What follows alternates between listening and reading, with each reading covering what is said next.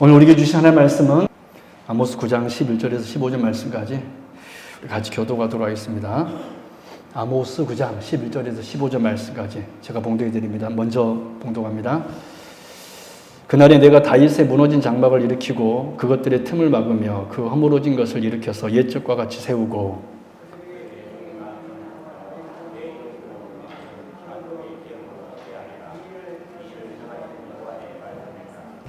여호와의 말씀이니라. 보라 날이 이를지라. 그때에 파종하는 자가 곡식 추수하는 자의 뒤를 이으며 포도를 밟는 자가 씨 뿌리는 자의 뒤를 이으며 신들은 단 포도주를 흘리며 작은 산들은 녹으리라.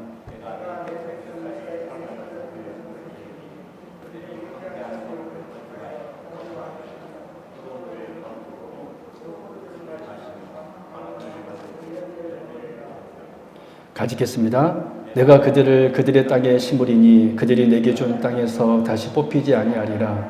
내 하나님 여호와의 말씀이니라. 아멘. 네, 오늘 오신 여러분들 환영하고 축복합니다. 오늘은 아모스 9장 말씀 같이 나누도록 하겠습니다. 여러분, 무너뜨린다. 우리 영화에서 가끔 드라마나 영화에서 내가 너를 무너뜨릴 거야 그런 말을 들으면 영화의 그 한 장면이 이제 암울한 장면이 펼쳐질 거라는 것을 우리가 예상할 수 있을 것입니다. 내가 너를 무너뜨릴 거야. 여러분, 그래서 무너뜨린다는 말은 보통 부정적인 말로 자주 쓰입니다. 그냥 단어적인 의미로만 놓고 볼 때는 이 무너뜨린다라는 것은 부정적인 의미입니다. 그런데 이 단어가 긍정적인 의미로 쓰여질 때가 있는데 바로 건축할 때입니다. 건축할 때 이 무너뜨림은 부정적인 의미가 아닙니다. 왜냐하면 새로운 건물을 짓기 위해서는 반드시 한 건물을 무너뜨려야 하기 때문에 그렇습니다. 그래서 건축 현장에서 무너뜨리는 것은 부정적인 의미가 아니라 오히려 세우는 것, 즉 곧 긍정적인 의미라 말할 수가 있습니다. 이런 의미에서 볼 때 하나님께서 이스라엘을 향하여서 그의 백성 이스라엘을 향하여 특히 우리가 아모스 1장부터 오늘 본문 9장 10절 말씀까지를 쭉 살펴보면 심판을 선포하셨는데 그 심판을 선포하신 이유는 결국 그들을 무너뜨린 게 아니라 그들을 진멸하여 없애시는 것이 아니라 오히려 그들을 다시 일으켜 세우시는 심판이었다는 사실입니다. 여러분, 그래서 우리 성도들을 향한 하나님의 심판과 징계는 절대 우리를 무너뜨림이 아니라 바로 우리를 세우기 위한 하나님의 징계임을 우리가 알아야 하는 것입니다. 그래서 아모스 9장 8절에서 이렇게 말하고 있습니다. 다시 한번 읽어볼까요? 9장 8절 시작. 야곱의 집은 온전히 멸하지는 아니하리라. 여호와의 말씀이니라. 그렇습니다. 하나님께서 야곱의 집에 대해서 뭐라고 이야기하고 있습니까? 야곱의 집은 온전히 멸하지는 아니하리라. 결국 하나님께서 그의 백성들을 징계하셨다는 것은 회복의 한 방편이지 진멸이 아니었다라는 거예요. 여러분, 하나님께서 우리에게 고난 주실 때가 있습니다. 왜 고난 주시냐면, 왜 우리에게 심판과 징계가 있냐면 우리를 멸하기 위함이 아니라 회복의 한 방편임을 우리가 알 수 있기를 바랍니다. 그래서 오늘 본문은 이제 하나님의 심판의 메시지가 선포된 이후에 아모스 1장부터 아모스 9장 10절까지는 그 북이스라엘에 대한 하나님의 심판의 메시지가 선포되어 있는데 이제 11절부터 그날의 성도인 그 이스라엘에게 그리고 오늘 우리에게 어떤 회복이 있는가를 보여주는 그런 말씀입니다. 그렇다면 그날, 즉 우리가 하나님의 뜰에 심겨져 하나님의 사람이 되면 구체적으로 우리에게 어떤 복과 어떤 회복의 은혜가 있는 것입니까? 오늘 이 말씀 살펴보면서 우리를 향한 하나님의 선하신 뜻을 발견하여 정말 우리가 오늘 하루 살 때 정말 힘을 얻고 위로함을 받는 귀한 시간 되시기를 바랍니다. 우리 하나님께서 오늘 말씀하십니다. 그날에 내가 다윗의 무너진 장막을 세우겠다, 일으키겠다라고 말씀하십니다. 그날에 내가 다윗의 무너진 장막을 일으키겠다. 오늘 본문 11절 말씀 다시 한번 볼까요? 시작.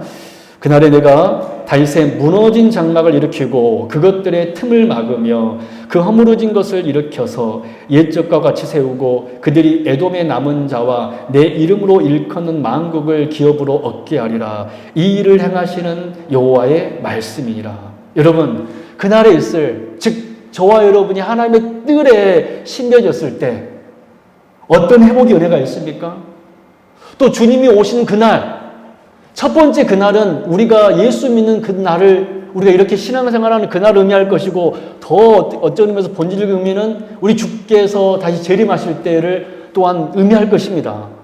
그날에 어떤 은혜가 주어집니까? 첫 번째, 무너진 다윗의 장막을 일으켜 세우겠다라고 하나님께서 말씀하셨습니다.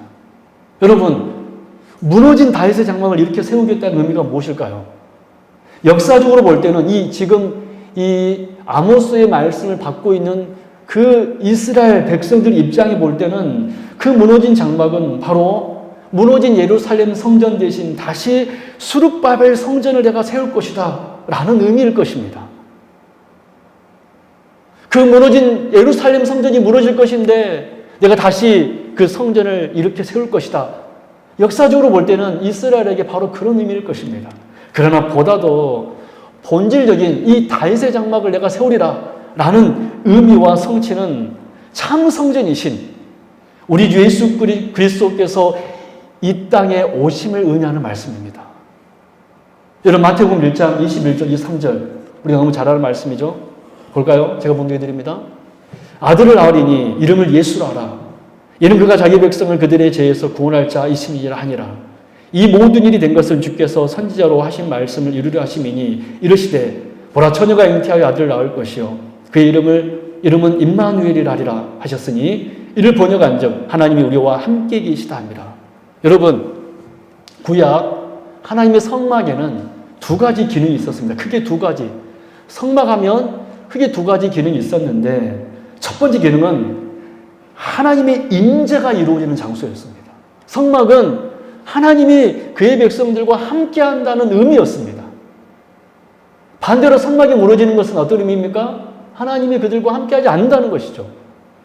또 하나님의 성막은, 성전은 어떤 두 번째 의미가 있었습니까? 그 성전과 성막은 제사함이 이루어지는 장소였습니다. 그래서 하나님의 성전이 세워진다는 것은 제사함이 있게 된다는 것입니다. 용서가 있게 된다는 의미인 것입니다. 그런데 마태복음 1장에서 우리 주님의 이름을 어떻게 이야기하고 있습니까? 첫 번째 이름은 임마누엘, 두 번째 이름은 예수입니다. 여러분, 임마누엘 이름은 뜻은 무슨 뜻이죠? 하나님께서 우리와 함께 하시다. 임재입니다. 그리고 예수라는 뜻은 어떤 뜻입니까? 구원자라는 뜻입니다.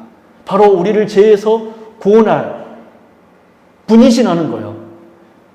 그러면 여러분, 우리가 마태복음 1장 말씀을 통하여서 깨닫는 우리 예수님은 어떤 분이십니까? 바로 구약에서 예언한 성막 성전의 참 성취자가 바로 예수님이라는 거예요. 왜 하필 예수님의 이름이, 주님의 이름이 임마누엘이시고 예수인가?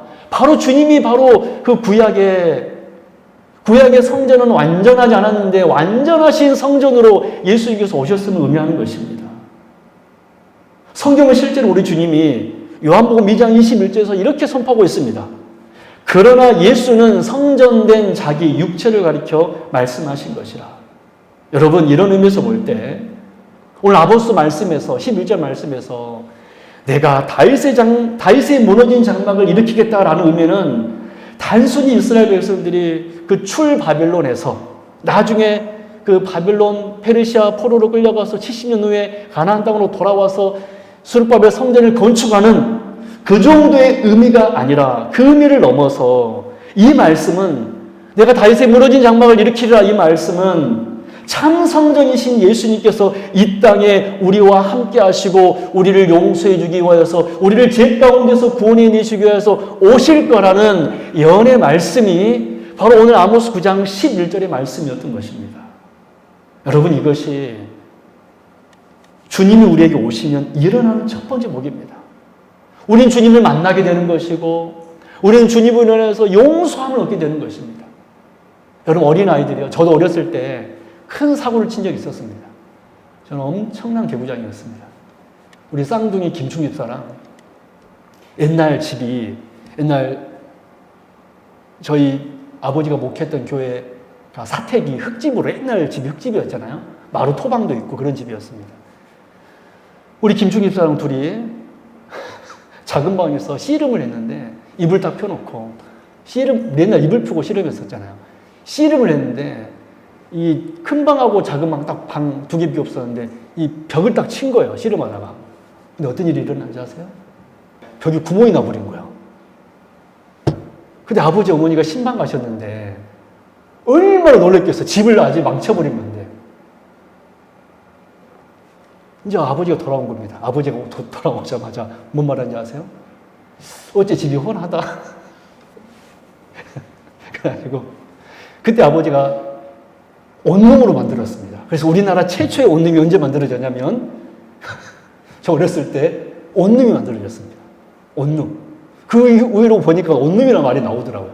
그래서 큰 방과 작은 방을 이어가지고 그때부터 우리 온 가족이 한 방에서 살았습니다. 얼마나 개고양이였으면 또 심지어 우리 김충집 사람 둘이 또 놀다가 교회에 그 담이 이렇게 쭉 있었는데 이렇게 담이 있었는데 이게 흔드니까 담이 흔들리더라고요. 그래서 한번 충아 우리 한번 밀어볼까? 가지고 훅 밀었더니 담이 확 넘어가 버린 거예요. 아버지가 신방 갔다 오시더니 또 한마디 하시더라고요. 어제 집이 훤하다. 그래가지고 담이 무너져 버렸습니다. 여러분 제가 그 담을 무너뜨리고 그 집에 그 무너뜨리고 얼마나 여러분 아버지가 오실 때까지 여러분 두려웠겠어요. 이제 죽었다 나는. 그래가지고 우리 김충집 사람 둘이 살라고 어떻게 했냐면 참 그때는 몽둥이 하나를 딱 준비해가지고 아버지 딱 오시자마자 어떻게 하는지 아세요? 딱 아버지 오시니까 무릎을 딱 꿇었습니다. 왜 무릎 꿇냐? 아버지 용서해 주십시오. 저희들이 담을 무너뜨렸습니다. 하도 어이없어가지고 아버지가 웃으시더니 뭘 하지 않더라고요. 여러분 제가 그 아버지가 오시기 전까지는 두려움이 엄청 있었습니다. 이 죽었다. 우리는 얼마나 큰 것을 친 겁니까? 담을 무너뜨렸는데. 근데요. 아버지가 오셔가지고 웃으시니까 하도 어이가 없어가지고 웃으시니까 그다음부터 저희를 또 웃었습니다. 너무 좋아가지고 이제 살았다. 여러분 용서함 받으면요. 참 기쁨이 있습니다. 할렐루야. 저는 그때 용서함이 무엇인지 알았습니다. 엄청난 큰 건수를 친 다음에 아버지, 어머니로부터 용서함을 받는 그 기쁨. 그러나 여러분 우리가 죄 가운데 얻는 용서함은 그 정도의 용서함이 아닙니다. 우리를 완전한 의인이라고 인정해주는 용서함. 할렐루야. 우리가 지옥 가지 아니하고 너는 천국 백성이다 라고 말씀하신 그 용서함. 여러분, 그날에 어떤 일이 일어나냐면 죄인인 우리가 하나님과 같이 살게 될 것이고, 할렐루야. 죄인인 우리가 하나님으로부터 완전한 용서함을 받게 되는 것입니다. 저 우리 성도님들이 이 하나님과 동행하며 오늘도 하나님과 동행하며 그 하나님의 용서함으로 참 저함을 누리는 오늘 하루인 줄로 믿습니다. 또 앞으로의 삶도 여러분 우리 성도님들은 이제 주님께서 이제 재림하실 텐데 그 재림의 때는 더 완전하게 우리는 주님을 눈으로 볼 것이고 그리고 그 하나님의 품에 안기며 여러분 살게 될 것입니다. 여러분 그 영광이 우리에게 주어짐을 알고 우리가 지금 이 험한 세상 살아가고 있지만 그 영광을 우리가 사모하면서 그날을 또한 기대하면서 더 큰 회복이 있을 것을 기대하면서 살아가는 여기 계신 주의 백성들 될 수 있기를 주님의 이름으로 축원합니다. 두 번째, 하나님께서 그 이스라엘 백성들이 뭐라고 말씀하십니까? 지금까지 심판을 선포하셨습니다. 아모스 1장부터 9장 10절 말씀까지 심판을 선포하신 그 하나님께서 회복을 선포하셨는데 두 번째 뭐라고 선포했냐면 그날에 너희들이 포도주를 마시게 될 것이다 라고 말씀했습니다. 그날에 너희들이 포도주를 마시게 될 것이다. 여러분 14절 말씀 같이 한번 합독할까요? 시작. 내가 내 백성 이스라엘이 사로잡힌 것을 돌이키리니 그들이 황폐한 성읍을 건축하여 거주하며 포도원들을 가꾸고 그 포도주를 마시며 과원들을 만들고 그 열매를 먹으리라. 여러분 그날에 있을 두 번째 회복의 은혜는 무엇입니까? 우리 주님을 통하여 우리가 포도주를 마시게 될 거라는 의미인 것입니다. 포도주를 마시게 될 것이다. 여러분, 포도주를 마신다는 구체적인 의미가 뭘까요? 그 첫 번째 의미는 우리에게 참 기쁨을 주겠다는 의미입니다. 그날에 너희들이 포도주를 마시게 될 것이다 라는 이 첫 번째 의미는 우리에게 참 기쁨을 주실 거라는 의미입니다. 여러분, 이스라엘 백성들에게 있어서 포도주는 단순한 음료가 아니라 기본적으로 기쁨을 상징하는 음료입니다. 여러분, 시편 4편 7절 말씀 볼까요? 시작. 주께서 내 마음에 두신 기쁨은 그들의 곡식과 새 포도주가 풍성할 때보다 더하나이다. 그렇습니다. 이스라엘 백성들에게 있어서 포도주를 마신다는 것은 기쁨을 누린다는 의미입니다. 그래서 오늘 본문 14절 말씀에서 그날에 내가 너희들에게 포도주를 마시게 할 것이다 라는 말씀은 한마디로 하나님께서 당신의 백성들에게, 우리들에게 참 기쁨을 주시겠다는 의미입니다. 그래서 하나님으로부터 구원함을 받는 사람들은요, 포도원을 가꾸게 되는 것입니다. 여러분, 노아가 대홍수의 심판으로부터 구원 얻은 다음에 창세기 9장에서 했던 첫 번째 일이 무엇인지 아세요? 포도나무를 심은 것입니다. 여러분, 성경에서 포도나무를 심는다는 것은 하나님의 기쁨을 누린다는 의미인 것입니다. 여러분, 하나님의 사람들은요, 포도원을 가꿔요. 즉, 하나님의 백성들은 포도주를 마신다는 것입니다. 저는 우리 성도님들이 오늘 하나님의 은혜로 포도주를 마신 오늘 한 날이 되었는 줄로 믿습니다. 여러분, 예수 믿는 사람들은요, 기쁨이 있는 거예요. 저는 우리 성도님들이 매일의 삶 속에서 늘 기뻐하며 살 수 있길 바랍니다. 늘 감사하며 살 수 있길 바랍니다. 여러분, 솔직히 그냥 우리가 하루를 살면요, 기뻐할 거 별로 없어요. 웃을 것도 별로 없습니다. 여러분, 혹시 오늘 하루 살면서 웃었습니까? 아니면 그냥 아무 표정 없이 하루를 지냈습니까? 대부분 사실 그냥 내 하루를 살게 되면 별로 웃을 일이 별로 없습니다. 그러나 저는 우리 성도님들이 매 순간 매 순간 내가 하나님으로부터 용서함을 받았지, 무너진 장막이 회복되었지 라는 사실을 기억함으로 웃을 수 있는, 기뻐할 수 있는 우리 성도님 되기 바랍니다. 왜요? 그것이 하나님께서 우리에게 말씀하신 약속이기 때문에 그래요. 내가 너희들에게 기쁨 줄 것이다. 내가 너희들에게 기쁨 줄 것이다. 두 번째, 그날에 하나님께서 우리에게 포도를 주신다는 두 번째 의미는 하나님과 언약을 맺을 거라는 의미입니다. 포도주를 마신다는 것은 곧 언약을 맺는다는 것을 의미해요. 우리는 이 사실을 마태복음 26장을 통해 알 수 있습니다. 우리 마태복음 26장 27절 28절 또 읽어볼까요? 시작. 또 잔을 가지사 감사기도 하시고 그들에게 주시며 이르시되 너희가 이것을 마시라. 이것은 제 사함을 얻게 하려고 많은 사람을 위하여 흘리는 바 나의 피 곧 언약의 피니라. 여러분, 주님께서 제자들에게 십자가에 못 박히시기 전날 밤 최후의 만찬을 하시면서 포도주를 내밀면서 마시라고 하면서 그 포도주를 뭐라고 하였죠? 내 피 곧 언약의 피다 그랬습니다. 그래서 포도주를 마신다는 것은 어떤 의미입니까? 예수님과 그 제자들이 무엇을 맺는다는 의미예요? 언약을 맺는다는 의미입니다. 그러므로 여러분, 그날에 너희들이 포도주를 마시게 될 것이다 라는 이 두 번째 의미는 어떤 의미냐면 우리가 하나님과 언약을 맺게 될 거라는 의미예요. 곧 우리가 주님의 거룩한 신부가 될 거라는 의미인 줄로 믿습니다. 여러분, 그 옛날 이스라엘 백성들은요, 신랑이 신부가 될 여인에게 프로포즈하면서 마지막 무엇을 내밀었냐면 포도주를 내밀었습니다. 그래서 그 신부가 포도주를 마시면, 신랑이 내민 포도주를 마시면 약혼이 성립되는 거예요.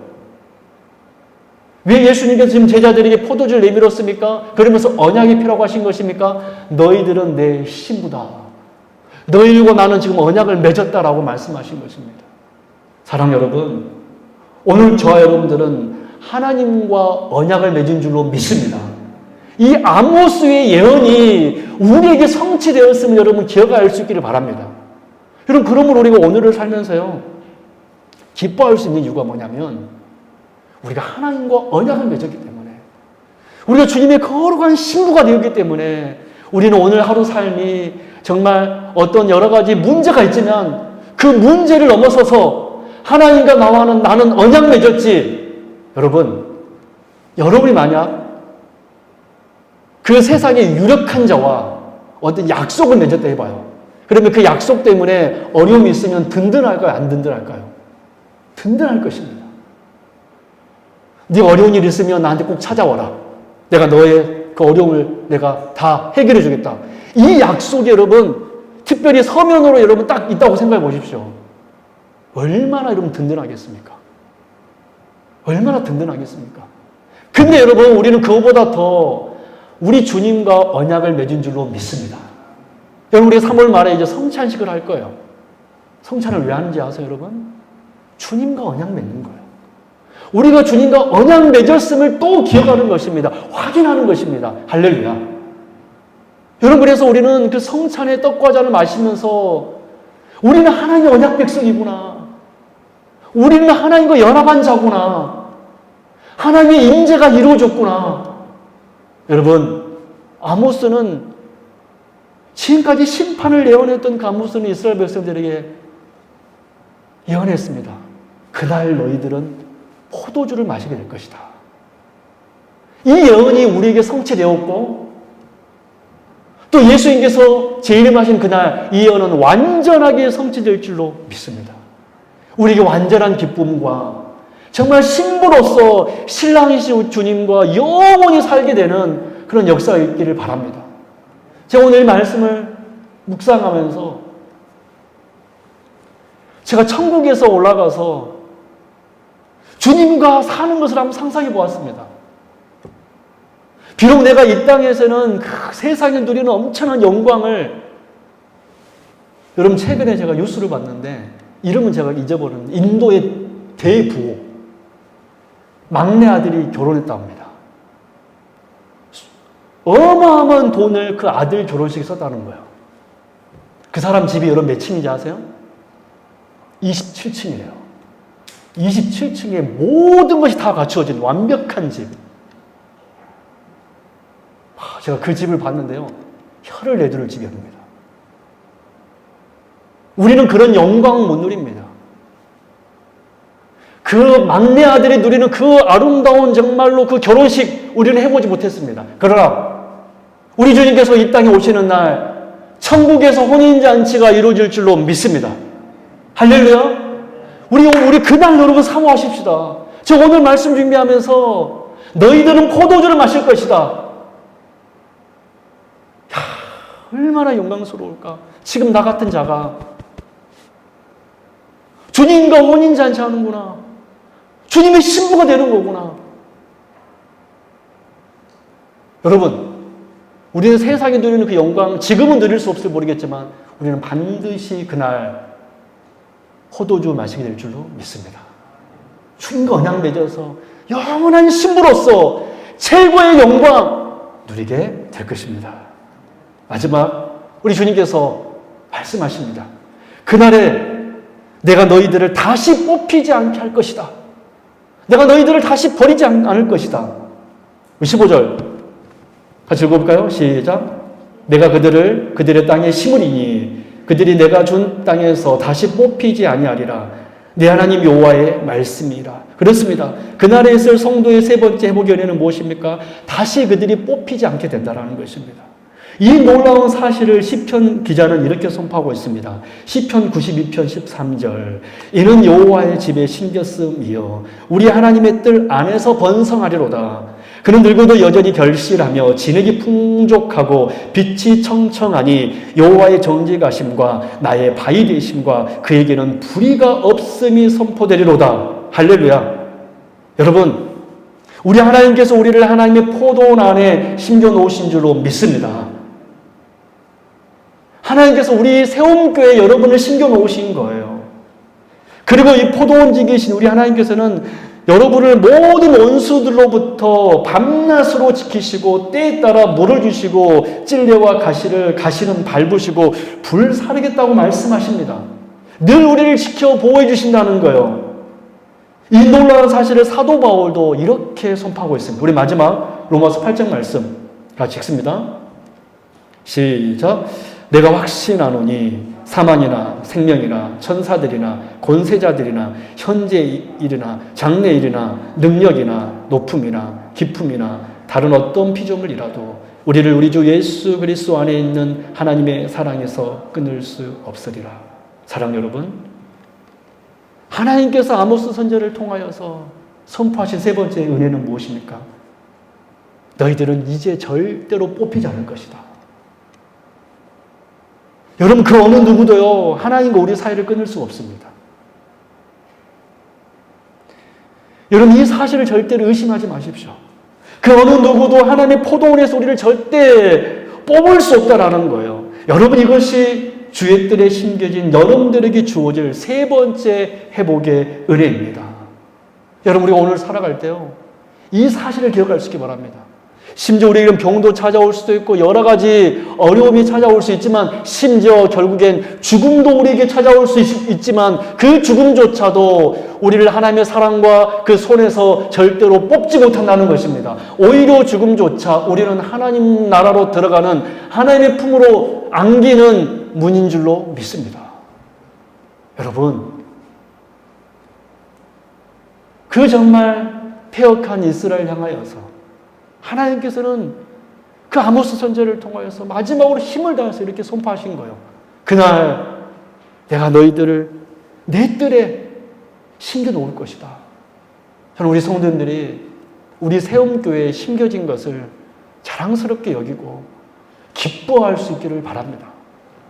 우리 세움교회가 하나님의 뜰인 줄을 알고, 제가 새가족 우리 성도님이 등록하시면 늘 기도하는 내용이 있습니다. 하나님, 우리 세움교회에 심겨주셔서 감사합니다. 제가 괜히 그 기도한 거 아니에요. 제 기도 별로 할 것도 없어서 맨날 똑같이 그 기도하는 거 아닙니다.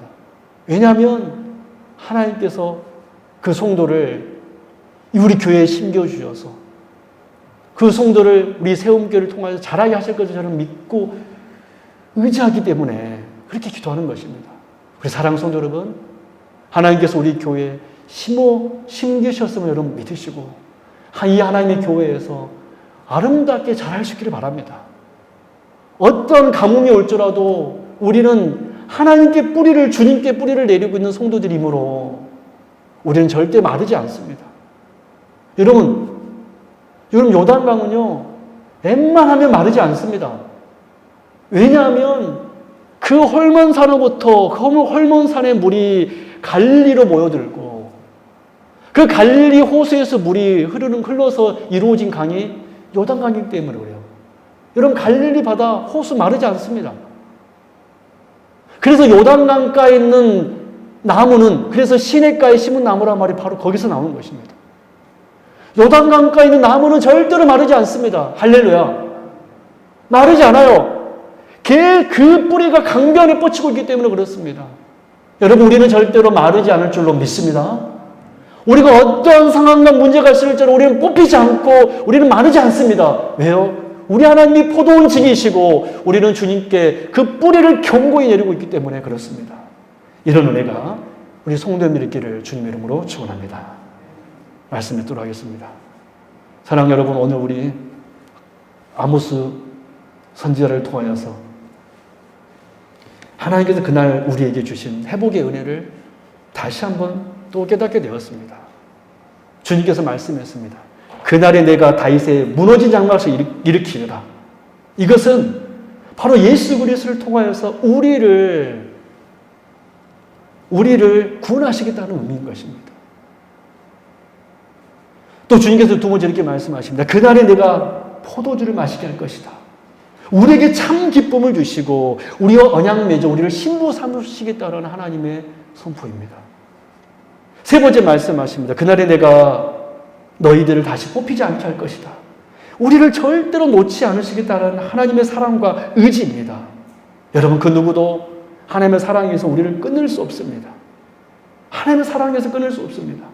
우리 마지막 요한복음 15장 우리 5절 말씀, 5절 7절 말씀을 다시 우리 합독하고 우리 정말 이런 은혜 있기를 바랍니다. 우리 같이 읽어볼까요? 시작. 나는 포도나무요 너희는 가지라. 그가 내 안에 내가 그 안에 거하면 사람이 열매를 많이 맺나니 나를 떠나서는 너희가 아무것도 할 수 없습니다. 아멘. 여러분, 우리 이제 포도나무이신 예수님께 꼭 붙어 있으십시다. 포도나무신 예수님께 꼭 붙어 있읍시다. 그러면 가진 우리에게 풍성한 열매가 맺어지게 되는 것입니다. 그래서 우리 예수님께서는 뭐라 그랬습니까? 내가 열매를 보고 그들을 알리라 그랬어요. 우리가 저기 이상한 나무 붙어 있으면 포도나무가 맺혀지는 것이 아니라 이상한 열매 맺는 거예요. 그러나 포도나무에 주님께 붙어 있으면 우리는 무엇을 맺을까요? 포도를 맺을 것입니다. 기쁨을 맺게 된다라는 거예요. 여러분, 우리 포도나무에 우리 주님께 꼭 붙어 있읍시다. 그래서 이렇게 기도하십시오. 오늘 이렇게 우리 기도하십시다. 포도나무신 주여 저를 꼭 붙들어 주옵소서. 제 팔에서 포도가 열매 맺혀지게 하여 주옵소서. 이런 은혜가 여기 계신 주의 백성들에게 있기를 주님의 이름으로 축원합니다. 기도하겠습니다.